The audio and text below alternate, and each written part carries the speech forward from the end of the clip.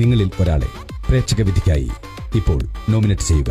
ഇന്ന് ഇങ്ങേരുടെ അവസാനത്തെ തുള്ളിക്കലായിരിക്കും. ഇന്ന് ഇങ്ങേർക്കൊരു പണി കൊടുക്കാൻ പോവുക. എന്റെ ഗെയിം എന്ന് വെച്ചാൽ ഞാൻ ടാസ്കുകൾ ഞാൻ ഏറ്റവും നല്ല രീതിയിൽ പെർഫോം ചെയ്തിട്ടുണ്ട്. ഞാൻ കുറെ ടാസ്കുകൾ ജയിച്ചിട്ടുണ്ട്. അതൊന്നും എനിക്ക് ഇഷ്ടമുള്ള കാര്യമല്ല. പൊങ്ങച്ചാണെന്ന് വിചാരിക്കും.